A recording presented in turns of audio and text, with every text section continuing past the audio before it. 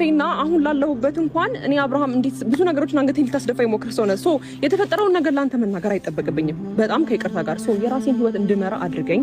ቆርጫለሁኝ፣ አታስፈልገኝም እያልኩ ነው። በቃ ገባህ አይደለ? ብትወደኝና ብታከብረኝ ነገ ይቅርታ እንደምትጠይቀኝ እንኳን ቢገባ ያ ሁሉ ነገር ለኔ አይገባም ነበረ። እኔ ደግሞ የማይገባኝ ህይወት ውስጥ ከዚህ በላይ መቆየት አልፈልግም። በቃ እኔም የራሴን ህይወት ኖሬ ደስተኛ መሆን እችላለሁ። እኔም ያላንተ መኖር እችላለሁ። ያላንተ ኖሬ ደግሞ አሳይሃለሁ። ገባህ አይደለ? በቃ እኖራለሁኝ አብርሃም። ስለወደድኩትና ስላፈቀርኩ በየሰዓቱ አንተ የሆነ ነገር አንተ ስለምከፋና ስለማለቅስ ያላንተ አልኖርም ማለት አይደለም። ገባህ አይደለ? ስራዬን በትክክል እየሰራሁኝ ብቻዬን ከማንም ጋር መኖር እችላለሁ። ጨርሻለሁ እኔ።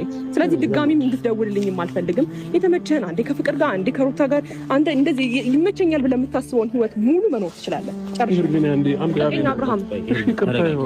ረጠሽኝ ከሄድሽ እንደዚህ ጎንበስ ብዬ ይቅርታ እየጠየኩሽ ረጠሽኝ ከሄድሽ ግን በጣም ነው ማለት ነው እኮ ሄርኒ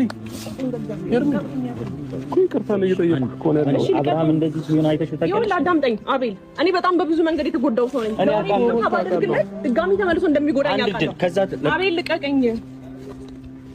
ሄርኒ ደሞ ይታየኛል ውበትሽ ሳስብ ለይሽ ደግሞ ይመጣና ያፈገግታሽ ድቅን ይላል ሳቅሽ ትሄጃለሽ ይሉኛል አይላላ ሰበር ዜና